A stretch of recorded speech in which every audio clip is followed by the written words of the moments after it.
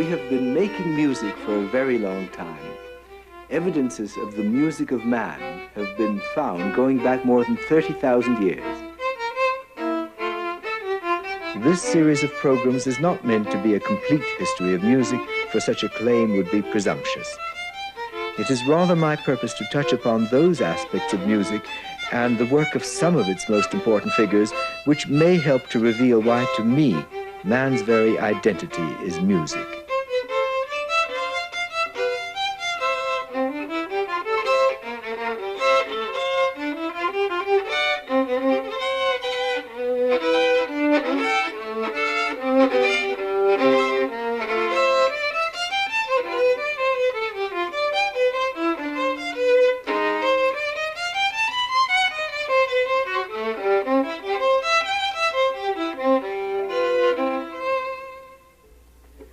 That music from the C major fugue of Johann Sebastian Bach's Third Sonata for solo violin is the music of a man at peace, reflecting in its measured rhythms and balanced form a society secure in its faith.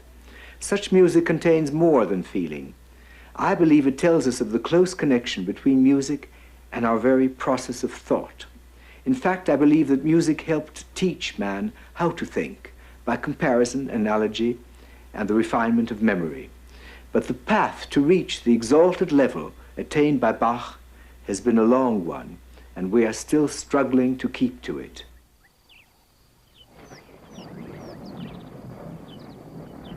The apparently solid world we take for granted began in the torrid heat of molten stone and swirling gases, transforming itself over eons of time into a cosmos cool enough to allow the first faint stirrings of life. On this planet, apparently unique at least in our solar system, an extraordinary balance of natural forces has evolved. The pendulum swings from hot to cold, from height to depth, without exceeding the precise conditions needed for life.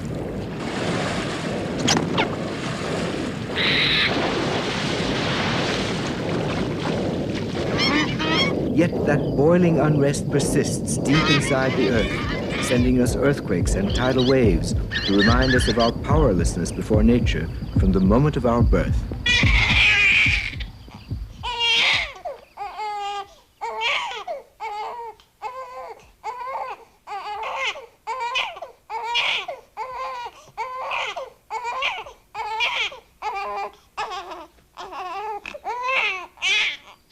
Here in our garden, on this beautiful spring day, the sense of life is everywhere. It cries out like that newborn babe. The air clear and mild, the world at its best. But the baby can't know this. His cry asserts his new independence and perhaps a premonition of responsibility and hope. It is both a joyful greeting and a regretful farewell. His lungs acknowledge the new realm of air, but he carries a sharp memory of that warmth, comfort, and safety he knew in the aquatic womb. He also remembers sounds, for even there he responded to voices, to rhythms, and to music. But above all, he remembers the mother's heartbeat. This rhythm unites the developing fetus to its mother, remaining deep within us long after we emerge into the light of day, imprinted on us like our identity. We feel its loss and must replace it with other sounds, especially that of our own voice, for sound and rhythm are communication. We heard long before we could see.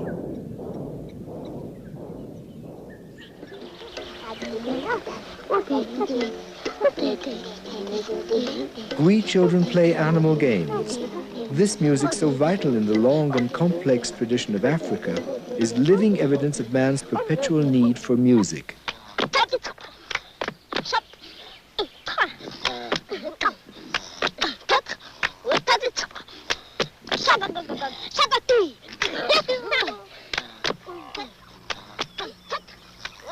Today, as tens of thousands of years ago, man harvests natural crops and hunts wild prey, depending on all his senses for information. In that translucent light and air, he could see and hear for miles, smell the coming storms, detect the movement of prowling beasts. No instrument altered the balance of power more swiftly in man's favor than the discovery of the bow and arrow, giving him control over the animal from a distance. Yet this was not a weapon of war, but still a matching of forces, for the relationship between man and beast was part of a ritual. Only the necessity for food made them antagonists. Thus the hunt entered the tradition of song and dance in which the bow and arrow were more than symbols, for the bow could produce a melodious twang. It is widely held, in fact, that the bow and arrow are ancestors to the violin. Yet the bow and arrow may themselves have evolved from the ground bow, a musical instrument still to be found in many parts of Africa. Either way, the bow became Ukona's instrument, with a gourd attached as a resonator and the arrow as a striking stick. The Gwi also have other kinds of music made by the women. In fact, throughout Africa, women are most often the chief music makers.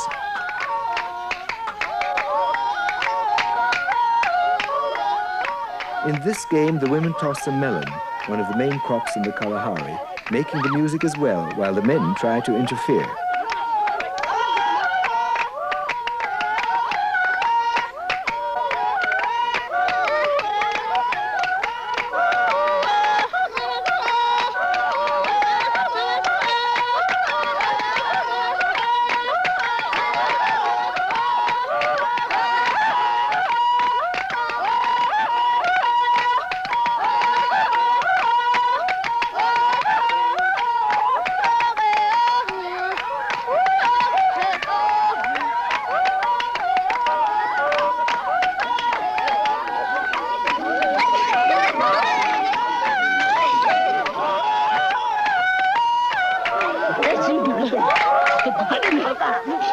So much of our musical history is lost in time.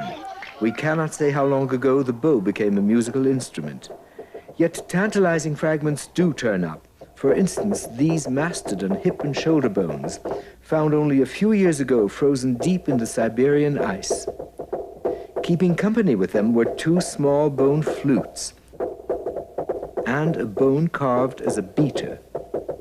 Resonating points were painted on the larger bones. The find is as exciting to musicians as to anthropologists, for it dates back some 35,000 years. Could this be a fragment of our oldest known orchestra?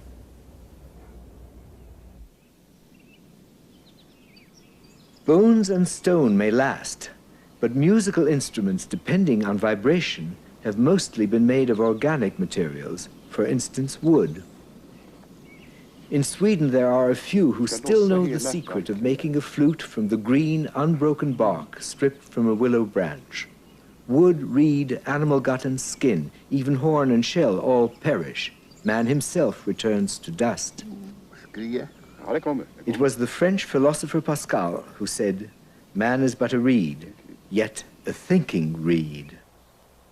What child from time immemorial has not tried to draw sound from a blade of grass?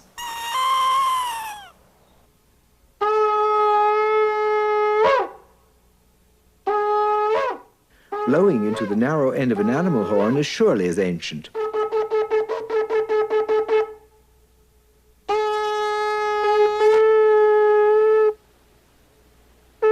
Gradually, craftsmen developed far more sophisticated instruments from such principles.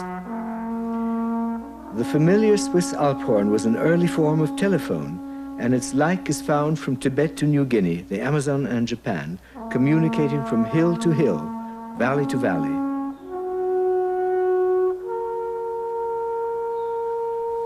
It did not take long to discover that such horns could generate more than one note, at first more likely sour, through the principle of resonance called overtones.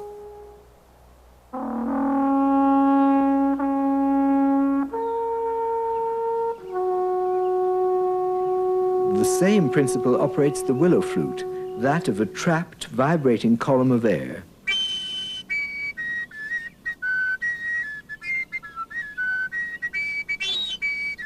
The finger at the open end and the pressure of the breath combine to change the speed of the vibration.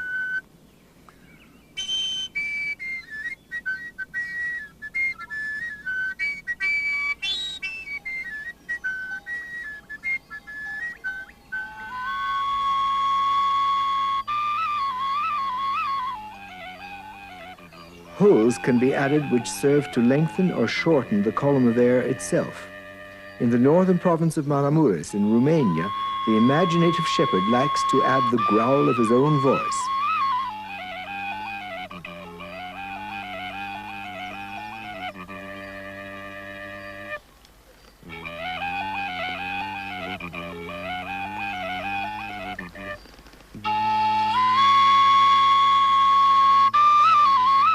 After the thawing of the last great ice age, reeds sprang up throughout the warm and damp Middle East. It was most likely there it was discovered that two pieces of cane could be made to vibrate against each other.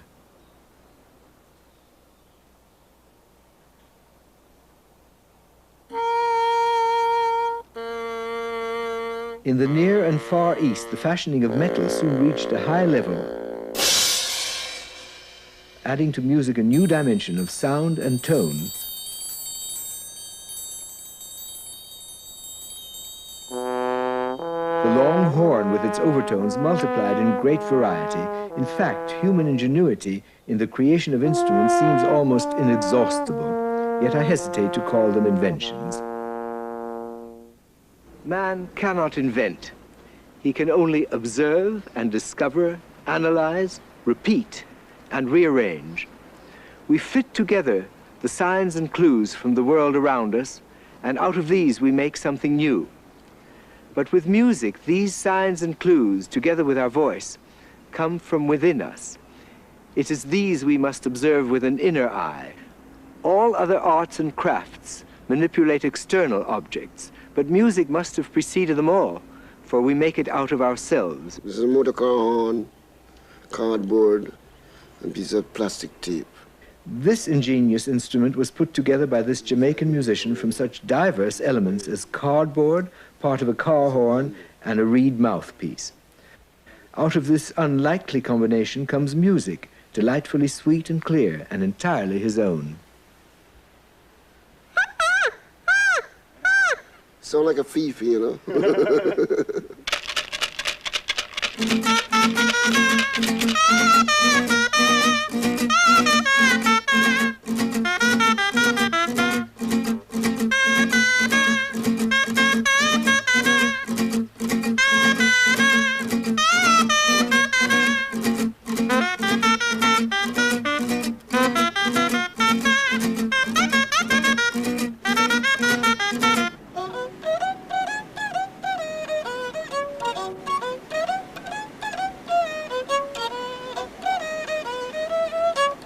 I'm more than ready to admit this Jamaican bamboo fiddle as a colleague to my own violin. But is the music genuinely Jamaican?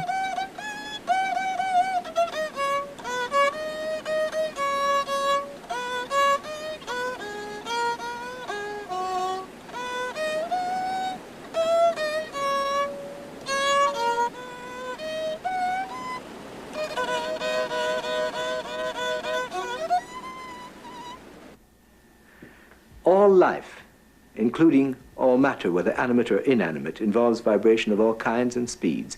We are constantly bathed in these vibrations. Sound begins toward the low end of the spectrum. On a great church organ, the lowest C vibrates at 16 beats per second, just at the point where we stop being able to distinguish each beat separately. We can see that pitch is but an acceleration of rhythm.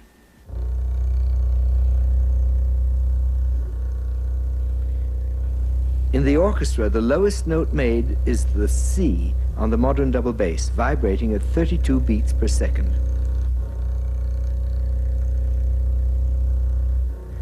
It seems to me nothing more to boast about than the top C I can produce on my violin, 7 octaves higher.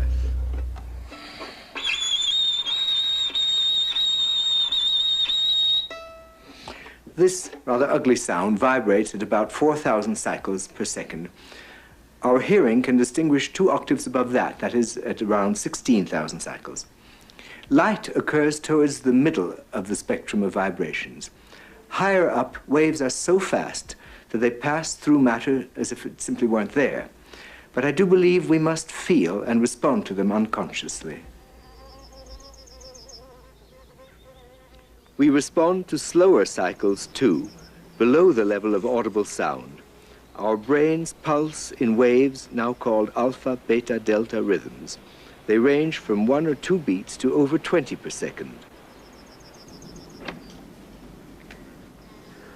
We recognize the cycle of day and night, the phases of the moon, the seasons of the year.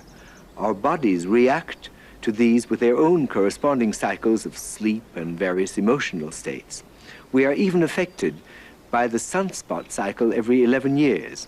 For it has its part to play in earthquakes and the breaking off of icebergs and the changes of climate. It even has something to do with the best years for French wines. Music keeps us in touch with this entire vibrating world, both outside and in. It's very different when you go into the evergreens. Our ears are demanding instruments, seeking out noise even as we sleep, separating the wanted from the unwanted, the intelligible from the random. To understand this process better, I joined the Canadian composer and sound researcher Murray Schafer and luxuriated in his world of sounds. This is what I would call a hi-fi soundscape, you know, a soundscape in which there's the signal-to-noise ratio is very favorable. There are very few noises here, and therefore every sound that's around us can be heard at a great distance. I see. And the city, by contrast, you know, is really a lo-fi soundscape. That is to say, there's so many noises that it's very hard to determine what the signals are. You can't They're even... very confusing. It's very confusing. Yes. Here there are few enough sounds that you can hear the birds, for instance. Yes, separately. Like if we stand here, we can hear sounds all around us, yes, and sometimes from quite a great distance. Yes. Not just a hush, but the kind of roar, very soft roar, yes, which in a heavy wind gets to be quite ferocious. Yes. Very different from a deciduous yes, forest. Totally different. Yes. Lovely. And again, the birds from all around us, and some far away, some close by. Yeah. In the city, you'd never hear sounds as far away as those dogs we heard barking.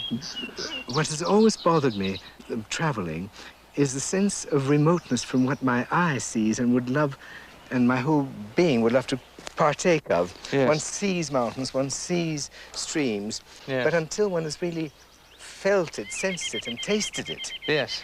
it remains something totally divorced, Yes. hardly different from its visual appearance on the cinema screen. Yes. Although I had heard of Murray Schafer's soundscapes, I never imagined what fun they could be. Oh, what an extraordinary place. Whatever is this?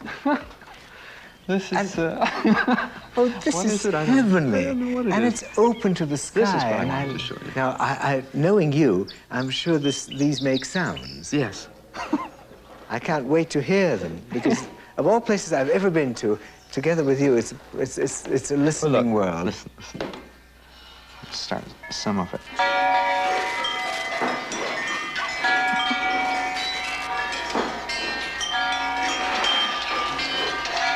Where is the gong? Try and figure it out. Oh, there it is. No. No. It's this one you heard. I can... It's here. I can... Oh, that, of course. Yeah. Yes. Oh, You yes. hear the very light one when the nail hits, and then the heavy one. And then you can hear these too, a little bit less, because they're all moving. You know? Yes. With the nail just touching you. Out of the one surface, you can get quite different sounds. Quite different, yeah. And it's a revitalization of the extraordinary thing, things that too, are the rhythms, because you get very complex rhythmic patterns, very complex. When we were building it, you see, that was the thing to try. When we started, it's very easy to get one sound. Yes. And then when you add a second sound, it's got to be in counterpoint with the first Yes, one. I mean, yes. there's no point in just having everything go at once. So you've got to cantilever everything so that one thing will trigger something else, and then something else will start gently to move, and then something else will go from that. There are still certain things that I can't wait to hear that I haven't heard. I don't believe I've heard The piano? The piano, have I? Yeah, watch your head. See, it bounces up and down. These things on this wire just do a little dance over top of it at random over. Sometimes Best it works. use I've ever seen a piano put to. Well, it was an old piano. And will last forever. It'll last much longer Yeah. this way than those that need to be tuned Yeah. and looked after all Yeah. the time. You know the trick to discovering these properties? Listen, if you went to a dump Yes. or a rubbish heap, Oh, I shall see and rubbish simply heaps in picked a up new things light now. like this, you see, and struck them together, There's you nothing get no at all. sound. No, you must leave them free. You have to, that's right, and you have to find the node. You have to actually find the node in this vibrating column, you see? So if you hold it at the end, for instance, come here for a minute, tap this one against mine, and let me hold it different places, and you'll notice the difference. Still dead, all right. That sounds hear a little it? better. You see? Yes. We're finding the right place. That's there better. There we go. That's much There. better. Now you've got but the the clear middle is sound. dead. The middle is dead. If I were to hold it in the middle, you'd get a dead sound too. Tap it in the middle. Yes. See? But Because that's a loop. I see. And these would be nodes. And if you Yes. can find the node and then attach your wire to the node, So then you get a brilliant resonant sound. actually, this is far from random. Each place where you have attached it is the precise Oh yes, place. the precise place. That's right. Yes. It is Same a work thing of with art. All those bars. We worked very hard to find just the right place. It didn't take long to discover that this delicate, gigantic mobile was to be set in motion by a human motor. You want to get on this end and I'll Yes. get on. You get on first. All right.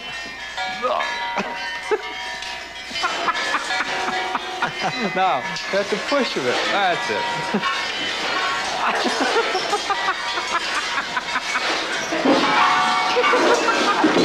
I can't hear the piano. Oh, yes.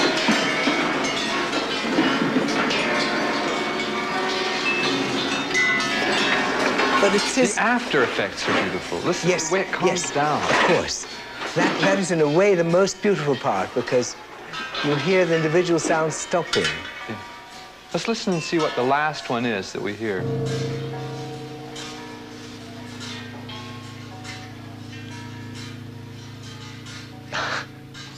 It's amazing.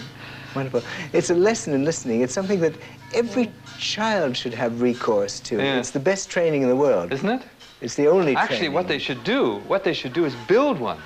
Yes. Because when you build it, then you discover all the properties of sound course. that are inherent in these objects. And it teaches you to refine your hearing, to listen to other things, to try to understand other things. And you know a good way to do that? If you take a group of kids out on a walk, and you just, as a gang, and you say, we're going to listen to the sounds, of course, everyone will go out and talk. Yeah. So the best way to do it is a very simple thing, is to say, I want everyone to walk, one behind the other, just out of earshot of the footsteps of the person ahead of you.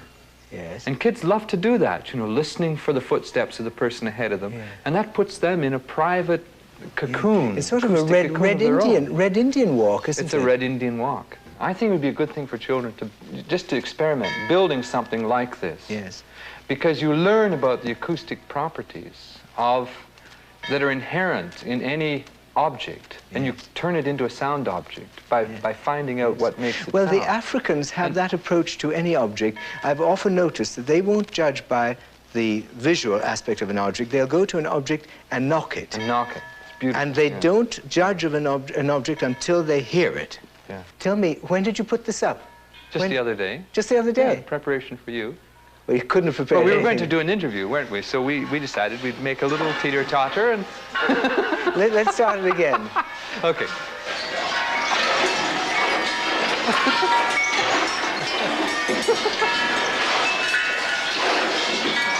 Our ears are constantly on the alert.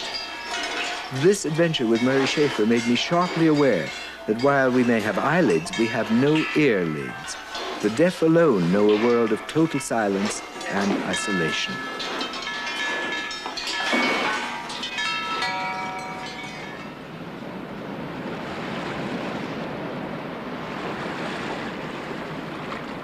From the very dawn of life, living creatures were sensitive to light, touch, and the presence of food.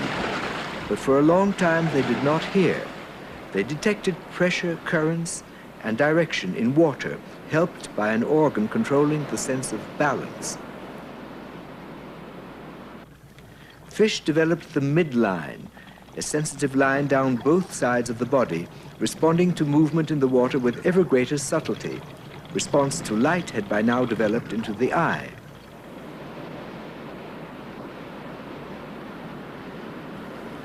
Hearing, as such, did not become a necessity until that moment when a few inquisitive fish left their maternal home to explore dry land. The impulse may have been the need for a safe place in which to lay their precious eggs, or a recession of the oceans and rivers, or perhaps simply the reaching upward towards the light.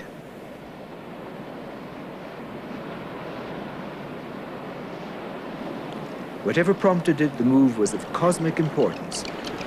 And now that the pressure of water was gone, some organ was needed to detect pressure changes in the air. The organ of balance was by this time the pair of semicircular canals which most animals share. By some process yet unsolved, the midline of the fish became grafted to them, and this new organ began to detect vibrations in the air. The point I'm trying to make is that hearing came relatively late in the scale of evolution, actually being the last of the 5 senses to develop. By this time, a rudimentary brain with a primitive awareness existed. From the very start, hearing was deeply linked to our emotional states, to fear and pleasure, search and escape. And so it came about that the ears performed most of the functions of the old midline of the fish. They guide, inform, and warn us of the presence of others. Music, together with our emotions, belong in the right hemisphere of the brain. But spoken language and written mathematics, together with our powers of analysis, belong in the left hemisphere. Those mysterious vibrations of music enable us instantly to communicate and to share our feelings with all around us through its own grammar and structure, which correspond to our very way of thinking and feeling.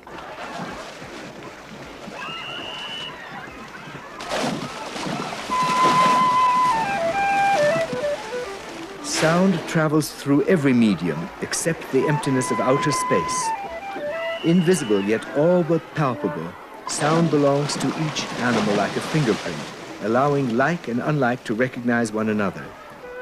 We now know that whales can sing to each other over immense ocean distances.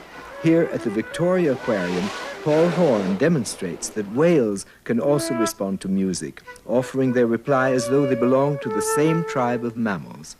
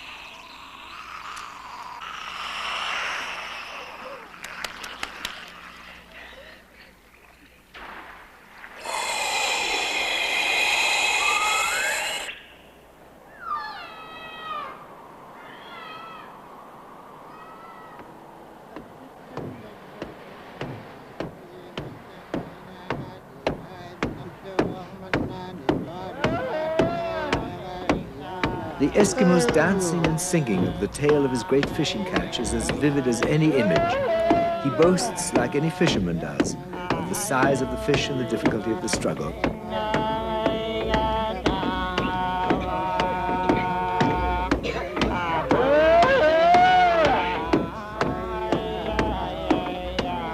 Like the songs of Ukona and the Kalahari, this is music of the life of man. Yet, within our brain, nature, with wonderful precision, adaptability, and selectivity, has separated music from speech.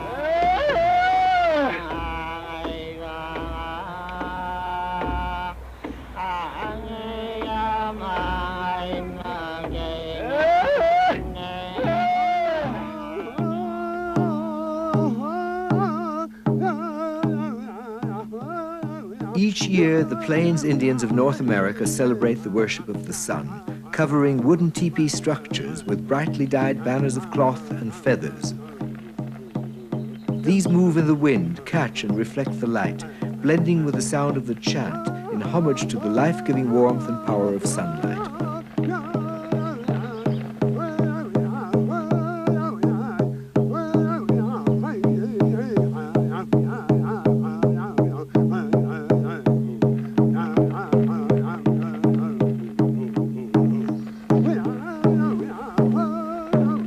The use of a holy place only once is an ancient one, and when this ceremony is over, this site will be abandoned, never to be used again.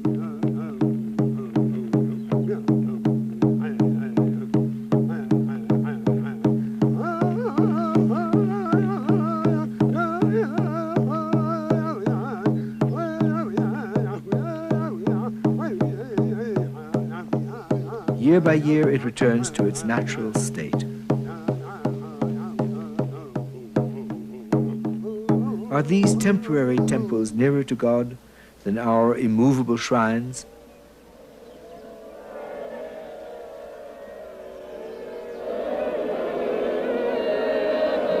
The power of music in worship and mourning is timeless, doubtless as old as our own mortality. Here among the Mendi of New Guinea, we witness the funeral of a young man, mourned by his family and the entire village.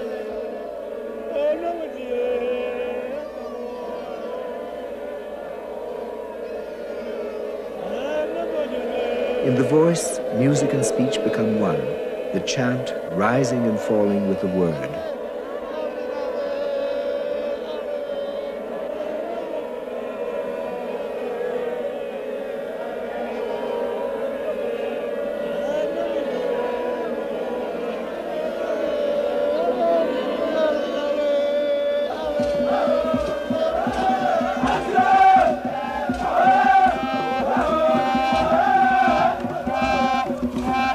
A young life prematurely cut off brings forth weeping, but in Senegal the death of an elder animates the celebration of the very gift of life to one and all.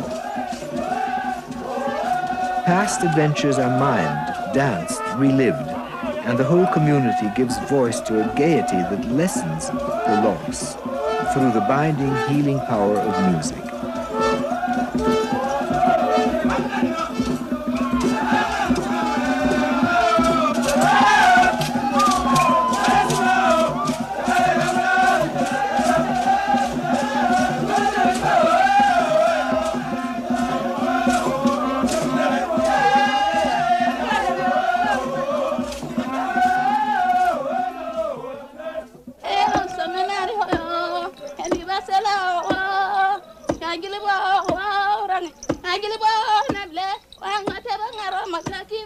The helping hand of music in daily toil is so basic that it hardly needs commentary.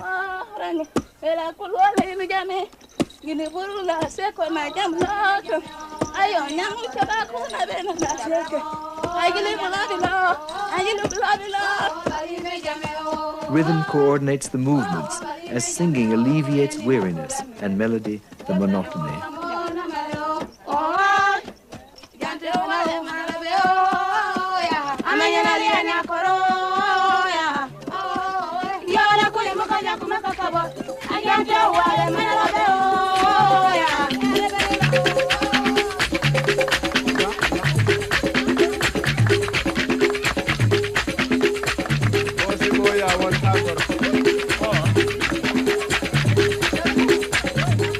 And from among all of us, singers and dancers, there began to emerge the more gifted, the first specialists. When they become as nimble as these dancers, they galvanize the whole tribe, creating joy and excitement, lifting every heart.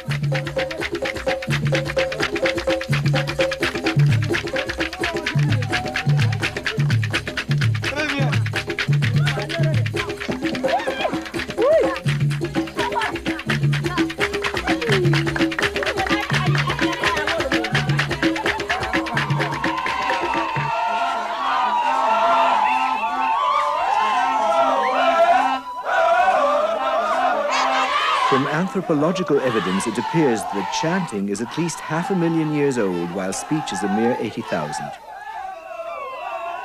Pure gesture and sound were not sufficiently specific, and a practical solution was needed to provide vocal communication of another kind. Thus, I'm convinced, music preceded language in the evolution of man.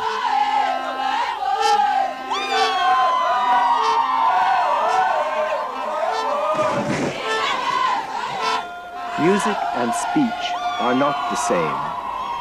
Words relate to things, to actions, and help us deal with the real world. Music relates to another reality, our inner state of being, and to a greater reality beyond immediate survival. We may mold music, but it molds us and moves us far more deeply than words. It is also audible mathematics, for it states those universal and eternal truths which express all proportions and all speeds. It is the meeting place of the tangible and the intangible. Amid the beauty of Persepolis, as within the splendid palaces of Sumer and Babylon, there certainly was music some 4,000 to 5,000 years ago. Unfortunately, no trace of its notation survives.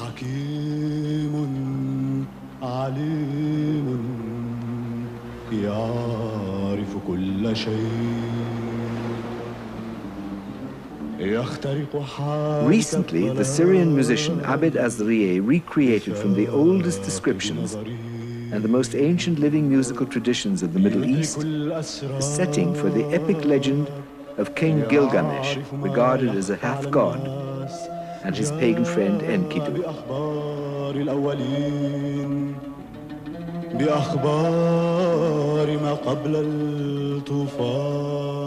This is his conception of what that music might have sounded like in those remote times.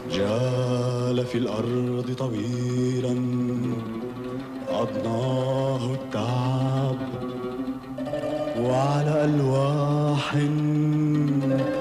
من حجر دون ما فعله وما رآه. How enthralling it is to trace music so far back, with its magical properties lending added grandeur to legends. Some instruments were considered so sacred that their very construction was kept secret even from the eyes of kings. This harp from Ur, carefully reconstructed, is the oldest surviving instrument of the string family, dating to 5000 BC.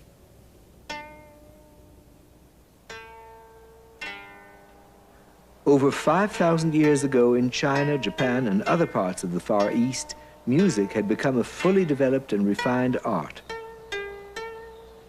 In the 7th century BC, the Chinese poet Lili Kim wrote, "Virtue is our favorite flower.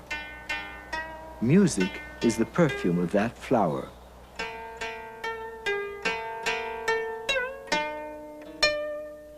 The Japanese koto is another instrument whose origins can be traced far back to the Chinese chin in use before 2000 BC. Both are still in current use, and their music is built around the interval of the fifth. It would seem that the Chinese were the first to establish the circle of fifths, advancing that very same theory later discovered by Pythagoras, who was unaware of Chinese musical theory.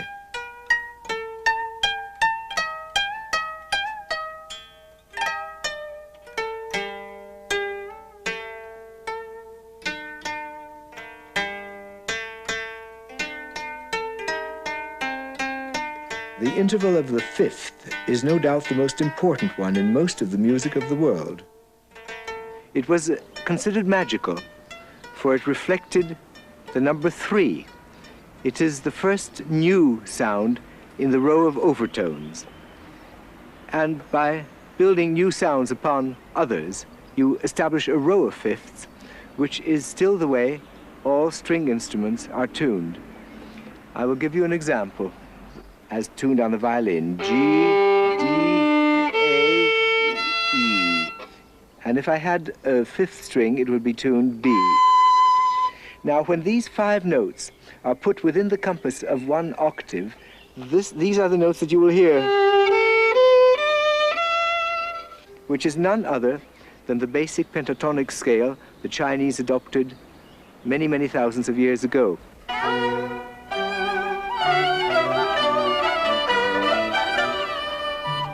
The pentatonic scale is a series of 5 notes, to which the Chinese later did add 2 more, forming the 7-note series we call a major scale. Yet so sacred was the 5-note scale that it was preserved for use in spiritual or religious music.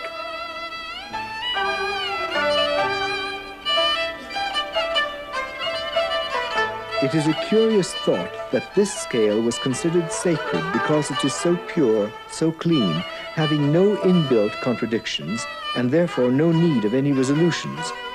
All the intervals are interrelated and strong, built up as they are from the 1/5. However, the people who danced and sang spontaneously always wanted scales which would be more interesting, more tantalizing, and which the Church, for thousands of years, whether it was the Chaldean, the Samaritan, or the Jewish, did its best to avoid and ban. The Catholic Church banned this interval, which is known as the triton. It's the nearest to the 5th and would resolve, but it can also resolve. And this ambiguity of resolution into 2 completely different keys was what made it be considered as an instrument of the devil. It was called the diabolus, and therefore it was excluded. As long as people remained with the pentatonic scale, there was no danger. All civilizations have had their scales and their modes.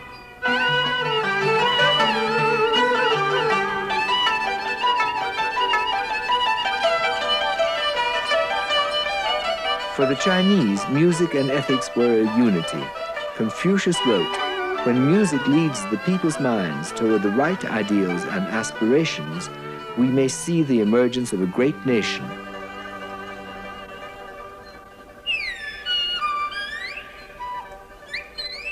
From one end of the earth to the other, over the ages, musicians have enjoyed trying to evoke and imitate the sounds of nature, especially those heavenly singers, the birds in the sky.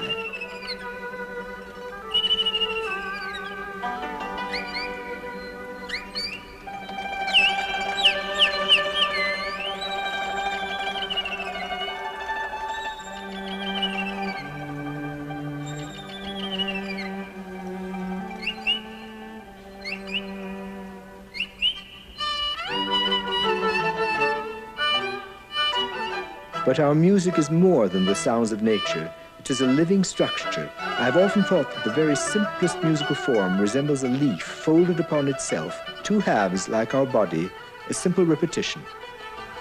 But then, music being a modeling of time, we require memory, for how can we repeat unless we remember? And with these simple elements, we can begin to build. A plus A, and our classical music consists of hardly more than 2 halves repeating each. And then, gradually, we began to fill in the middle, fill the form with enormous developments, as Beethoven did. And then, if you wish to compose a melody, you would first have to have a natural rhythmic pulse. And the simplest rhythmic pattern you can think of is ram, pa-pum, pa-pum, pa-pum. Then we've had our pentatonic scale, a succession of notes, which you've heard, ra-ra-ra-ra-reem. And if you're in the proper mood and feel tender about it, you would possibly sing ram, ti-tim, ta-tam, ti-tim, ta-tim, ta-tim, ta-tam, which you all know.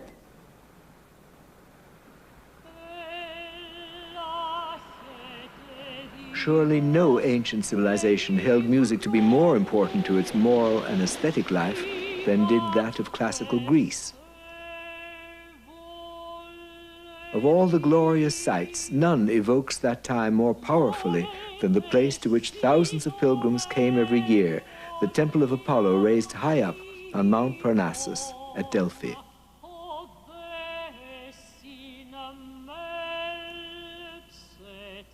You are hearing the hymn to Apollo, probably the oldest surviving fragment of ancient notated music in the world.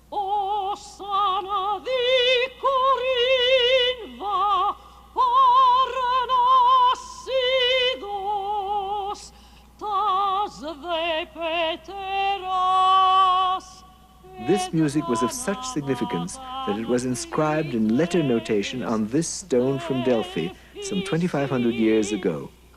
You can just see the notes right above the words.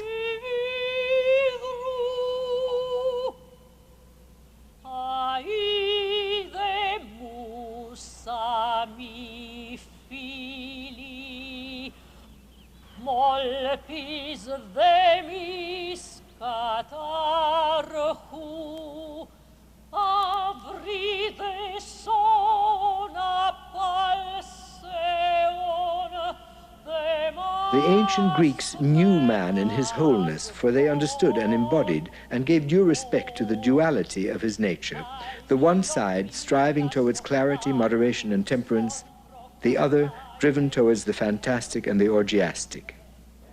The light and the spirit of man were embodied in Apollo, god of music, both art and science. The dark and visceral side of man by Dionysus, god of those ecstatic, intoxicating urges that took their particular form of more sensual expression in a different kind of poetry and dance, and, I'm convinced, in a chromatic form of musical scale.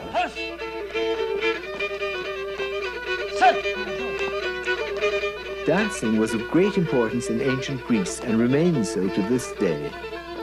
In older Greek communities, notably those along the southern coast of the Black Sea, the old traditions were faithfully preserved. One of them is the Sera, a war dance from Pontus, whose people still speak a dialect containing within it many ancient Greek phrases.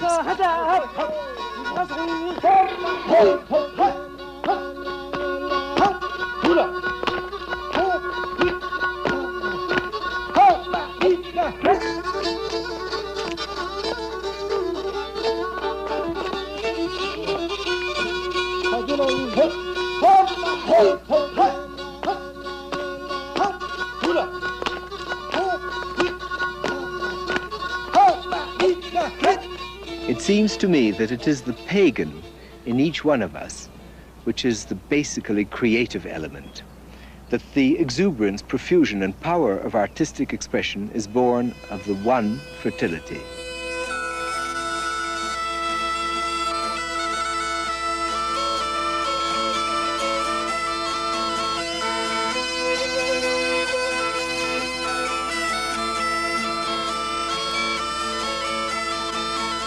From the island of Carpathos comes the Servos, danced in this way without alteration for centuries. Because it moves to the left, it is believed to be a dance in honor of the forces of the lower world.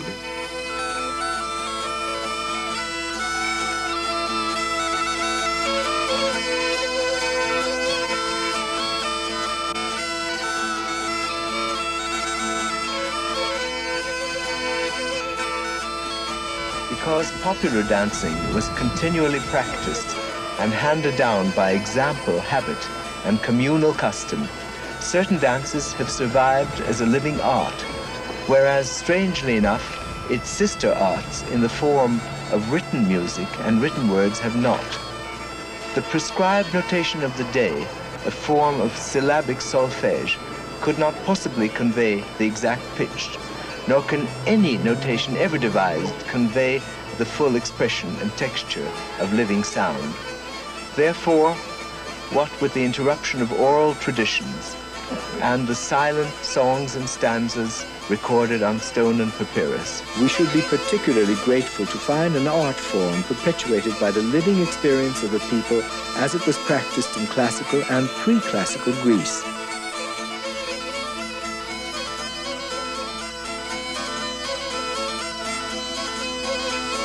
As we owe so much beauty and grace to classical Greece, so we owe the word music itself, derived from musiki, meaning all the arts of the 9 muses. The Greeks believed absolutely in cultivating the indivisibility of the beautiful and the good. They used but a single word for both, kalo kagathia, kalos meaning good and agathos beautiful. In this unique civilization, man could become one of the gods, just as gods could descend to earth, an ideal conjunction between man and the stars.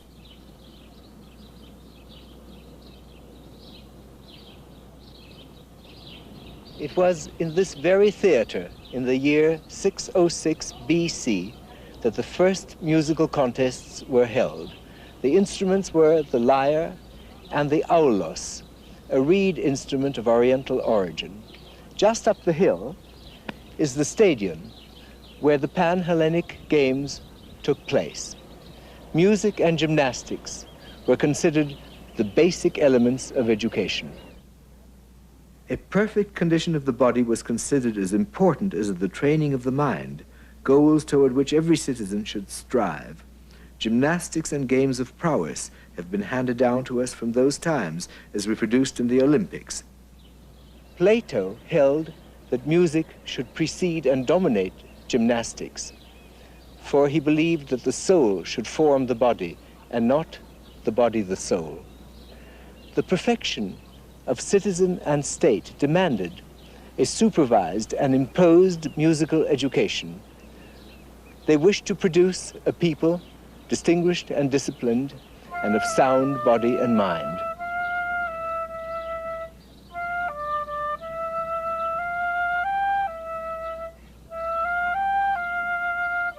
It was the flute that often accompanied sacred dances.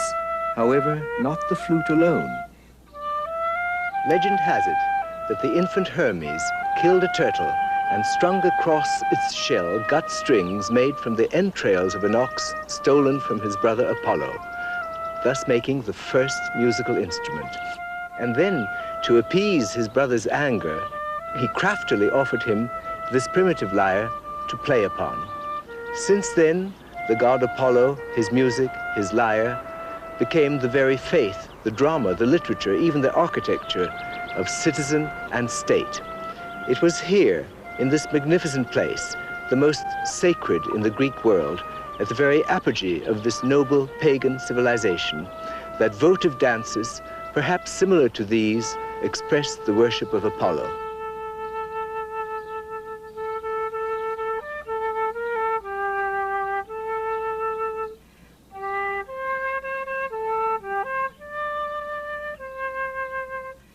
The civilization of classical Greece was the first full flowering of European culture, and music was its heart, its very bloodstream.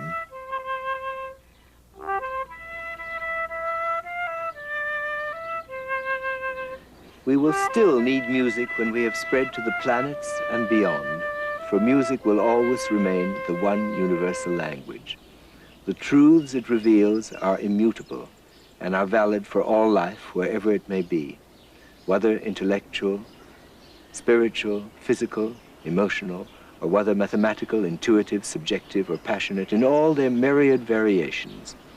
Like great poetry, which is partly music, being rhythm, melody, and voice, and unlike mere words which can mislead, music can never lie, for it is a celebration of life.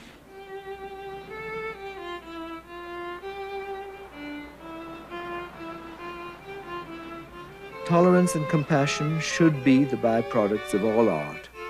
Beauty and truth, as combined in music, may lead to that awareness of self and of others, bringing equilibrium to our lives and our civilizations.